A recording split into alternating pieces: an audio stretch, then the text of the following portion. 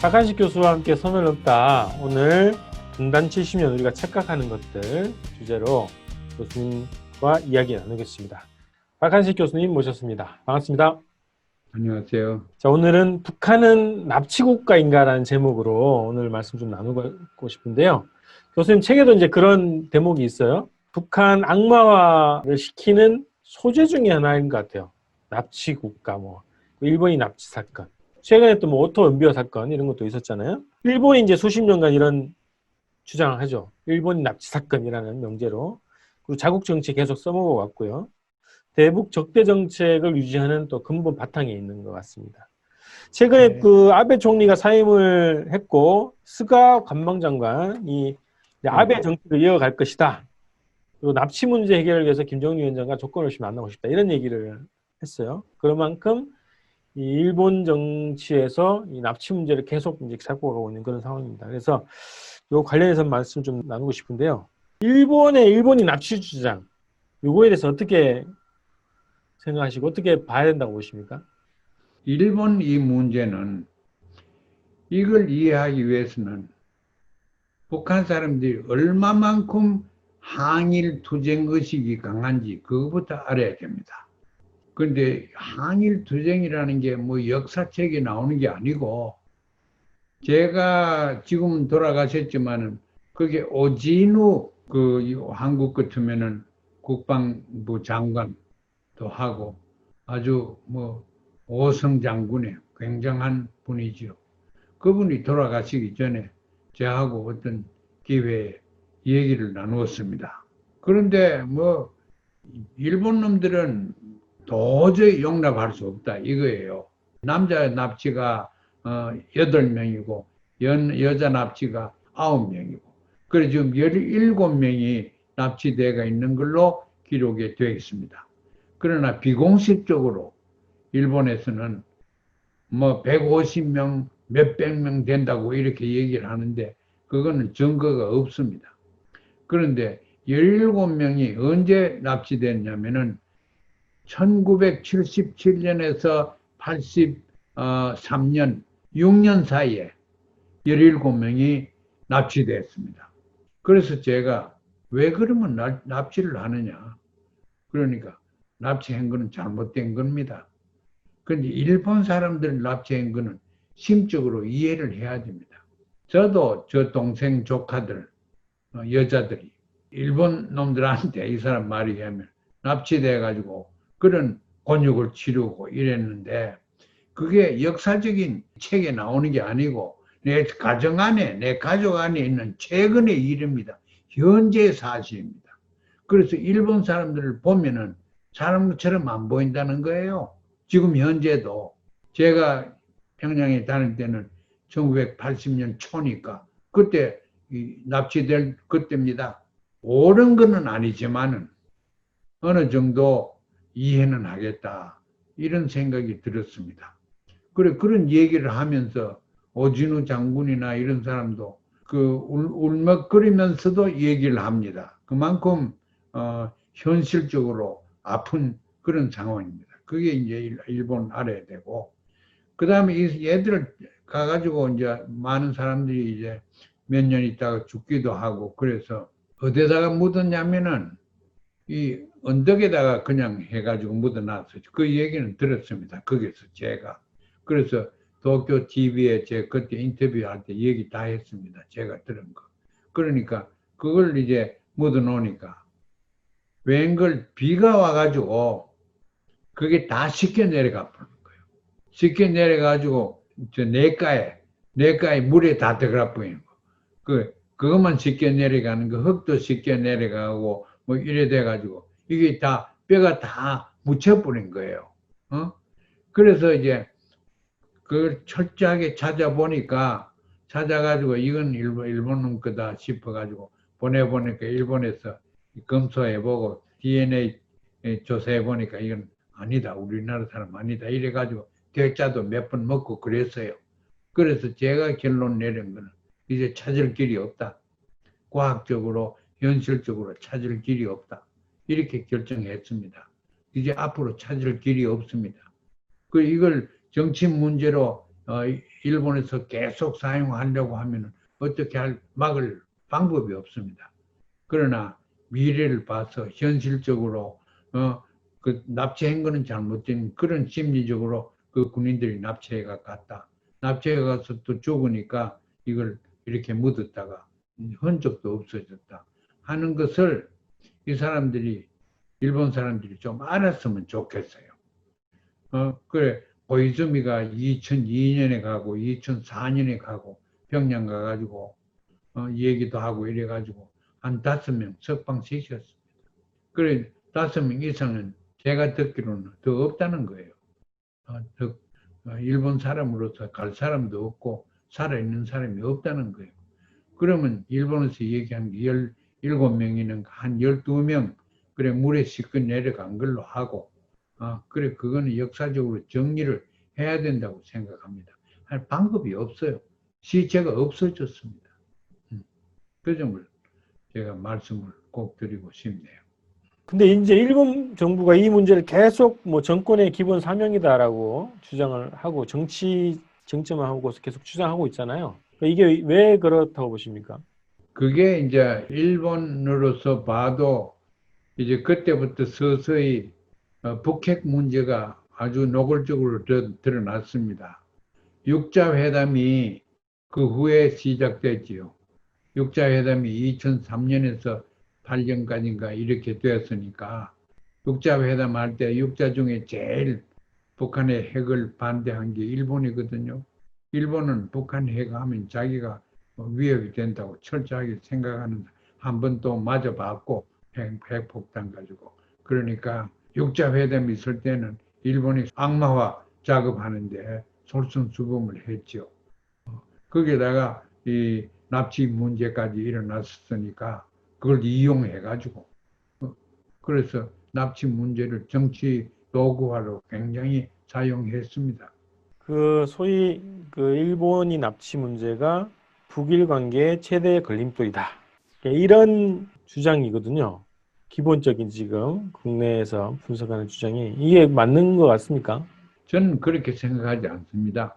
일본에서도 뭐 150명이 된다, 100명이 넘는다 하는 거는 일본 사람들도 인정하지 않습니다. 그렇게 많이 데려다가 뭘 했는지도 잘 모르고 좋은 관계를 국제적으로 해야지 번영을 하는 김정은 체제로서는 그걸 구체적 감추려고 하지 않을 겁니다. 제가 볼 때는 없습니다. 더 이상. 국내외 정치적으로 이용하는 일본 정부는 그 이용이 잘 되지도 않습니다. 더 이상 규탄을 하려고 해도 규탄할 수 있는 재료가 없습니다. 자, 이게 연장선일 수도 있는데요. 오토 원비어 사건. 이 사건도 이제 북을 반인권 국가로 낙인 찍는 소재로 계속 이용되고 있고 최근에는 그 부모가 무슨 소송을 해가지고 법원에서 북이 그 부모들한테 배상을 해야 된다 이런 판결까지 내렸어요. 펜스가 직접 그 부모들 만나기도 하지 않았습니까? 그거 다 미국 국내용이지요. 북한을 악마화시키고 그 악마화된 것을 우리는 벌을 줘야 되겠다. 손해배상을 해야 되겠다. 이런 얘기만 자꾸 하고 그렇죠. 그런데 실질적으로 손해배상에 응하려고 하면은 그 범죄 자체를 인정해야 되는데 절대 인정하지 않습니다. 이 학생이 들어가 가지고 아니 노스 코리아니까 신기하지요. 그래서 아마 벽에 붙어 있는 포스터를 찢어 가지고 집에 기념으로 가져오려고 그런 것 같아요. 그 방방마다 초상화가 있거든요. 그래서 이걸 찢는 것 같아요. 그러면 그게 중형입니다. 미국에서 가는 사람들한테 저는 항상 주장을 해왔죠. 오리엔테이션을 잘 시켜라. 거기서 해야 될 거, 자기는 무의식적으로 한 것이 중형을 받게 된다.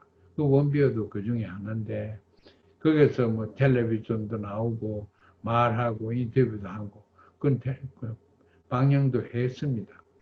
그런데 제가 볼 때는 북한에서 독약을 먹였다. 그게 그러면은 여기 나와서 검토를 해가지고 의학적인 에비던스를 내놔야죠. 그런데 그것도 제가 읽어본 거는 없습니다. 그래서 이건 이제 국제적인 조사단이 조사를 해야 되는데 하기도 전에 뭐 그렇게 결론을 내 가지고 부모는 국회까지 데려가서 이렇게 올리고 그런 과정에서 북한은 악마화되고 한 이런 것도 그 과학적인 근거에서 해야 된다. 약물을 먹여 가지고 그런 의도를 가지고 독사를 시켰다 하는 것은 북한에서 절대 인정하지 않을 겁니다. 그러면 국제적으로 한국인은 인정 안 하고 인정하고 이런 상황에서 끝이게 되니까 국제적인 조사단이 조사를 철저하게 해야 된다고 생각합니다. 원비호의 몸에서 그런 성분이 발견되지 않았다. 발견된 결과가 없다. 뭐 이렇게 말씀하셨는데 정치적으로도 그렇게 할 이유가 없지 않습니까? 오히려 수십 년 동안 반인권국가로 낙인 찍혀왔는데 국제적으로 오히려 그거를 긁어부스럼을 만드는 그런 행위를 할 이유가 없단 말이죠. 북한으로서는 왜 꼭 원비아라는 젊은 아이를 독약을 먹일 그 동기가 어디 있느냐? 그것부터 우리가 좀 따져야 돼요. 나더러 북한 전문가라 그러는데 다른 사람들 왔다 갔다 많이 했어요. 왜 걔를 죽였느냐? 죽였다면은 그걸 우리가 좀 조사를 해야 돼요. 그 조사는 북한에 하는 거는 조사는 하나도 안 하고 그러면 됩니까? 그래서 그걸 이제 한국 정부에서도 우리 그러면 조사해보자. 북한 안 했다고 그러고 억울하다고 그러니까 우리로서는 조사 좀 해보는 게 좋겠다. 그러니까 앞장서면 되는데, 아이고, 대한민국 정부에서 그렇게 할 기백이 있습니까? 절대 안 그럴 겁니다. 북한의 악마와 소재 중에 하나로 지금 쓰이고 있는 납치 국가라고 하는 이미지. 그게 이제 국내에서도 그런 이미지를 계속 이제 보수 정편들에서 이제 활용을 한단 말이죠. 그래서 그런 악마화 작업, 악마화 이미지에 대해서 교수님께서 한 말씀 좀 정리해 주시고 마무리하겠습니다.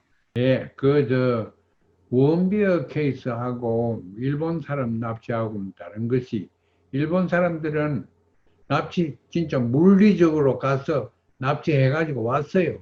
그런데 원비를 위시해서 미국이나 서구 사람들이 거기에 들어가는 한국 사람도 마찬가지고 들어갔다 수한 많은 사람들이 왔다 갔다 했죠. 그건 납치가 아닙니다. 그럼 가서 이제 범법 행위가 나타났으니까 거기서 체포가 된 거예요. 거기서 제일 중요하게 그 사람들이 보는 것이 와가지고 그 체제를 비방하든가 그 체제의 정통성을 무시하든가 이런 행위하면 큰 죄입니다. 그 중에 제일 큰 것이 성경을 가지고 들어가서 북한 사람한테 성경을 읽게 한다든가 그러면 굉장히 왜냐하면 그 체제와 그 체제가 가지고 있는 의식구조 또 정치 문화를 교란시키는 거니까 그 체제 위협된다 이거예요. 그래서 그건 절대 참가해야 됩니다.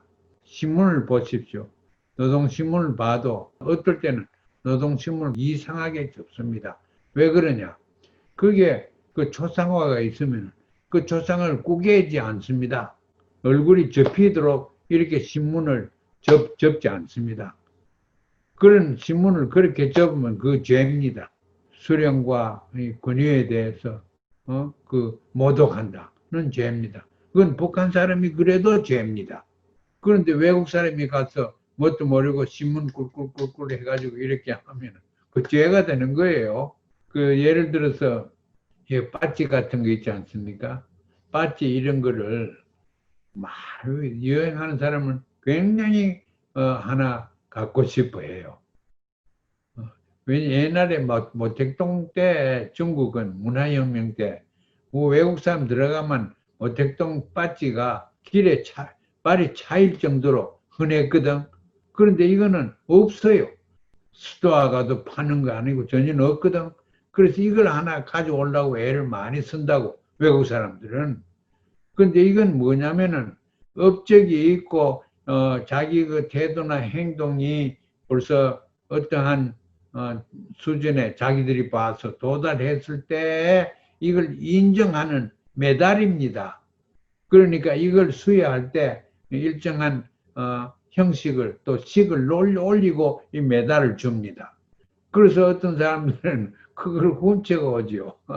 옷에 걸어놓은 거 보고 그걸 이제 요 빠찌 붙었으면 그거 훔쳐가 그런 것 되던키면은 이건 뭐 10년 그냥 들어가는 겁니다. 그래서 우리나라 남쪽 사람들이 과거에 내가 옛날에 다닐 때 거기 오면 모든 게 궁금하고 하니까 와가지고 예를 들어서 호텔에 들어가가지고 카페트를 가위 가지고 끊어가지고 갑니다.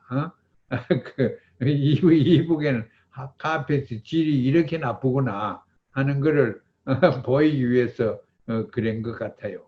이제 그러면은 그거 잡히면은 그 카페트 그래 끊어주고 없으면은 얘가 출국할 때 가방을 싹 샅샅이 다 봅니다. 그러면 물건을 훔쳐 나가는 그게 된다고. 그러면 그것도 뭐 12~13년 받는다고. 중형을 받는다고. 그러니까 그 사회에 가려고 하면 잘 알고 가야 돼요. 안 가도 잘 알아야 돼요. 네, 하여튼 그 북에 우리가 상식적으로 일반적으로 어떤 다른 나라에 여행을 가기 전에 그 나라를 좀 먼저 공부하지 않습니까? 그리고 그 나라의 문화, 그렇죠. 법 이런 것들을 지키는 건 상식이고 당연한 얘기인데 그 기준이 북에는 적용이 잘 안 되고 있는 것이 또 이런 현상들의 원인이 아닌가 싶습니다.